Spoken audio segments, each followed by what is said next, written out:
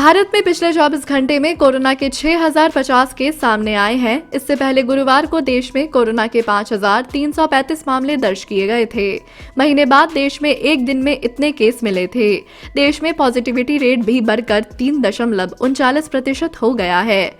भारत में कोरोना के बढ़ते हुए केसों को देखते हुए केंद्रीय स्वास्थ्य मंत्री मनसुख मांडविया ने राज्यों और केंद्र शासित प्रदेशों के साथ उच्च स्तरीय बैठक बुलाई है। चौंकाने वाली बात यह है कि भारत में मिल रहे कोरोना केस में 38% केस नए वेरिएंट XBB.1.16 के मिल रहे हैं।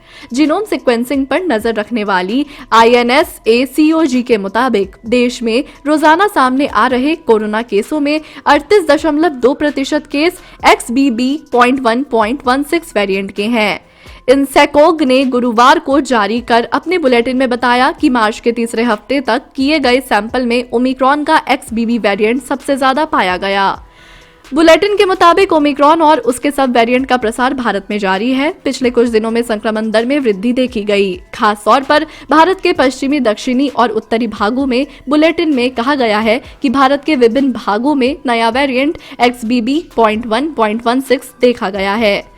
बुलेटिन में कहा गया कि कुछ BA.2.1 और BA.2.75 सब वेरिएंट भी देश के कुछ हिस्सों में पाए गए, जबकि XBB ओमिक्रॉन वेरिएंट का सबसे प्रचलित सबआइनेज था।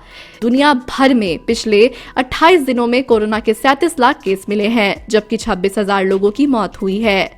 क्या है XBB वेरिएंट?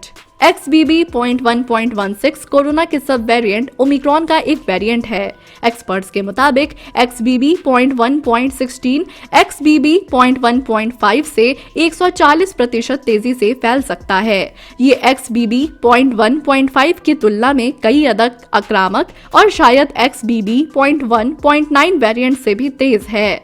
हालांकि कोरोना के नए वेरिएंट के लक्षण पहले की तरह ही हैं। कोई भी नया लक्षण सामने नहीं आया है। मौसम बदलने के कारण फ्लू के मामलों में भी वृद्धि हुई है। ऐसे में कोरोना के मामलों में भी इजाफा हुआ है।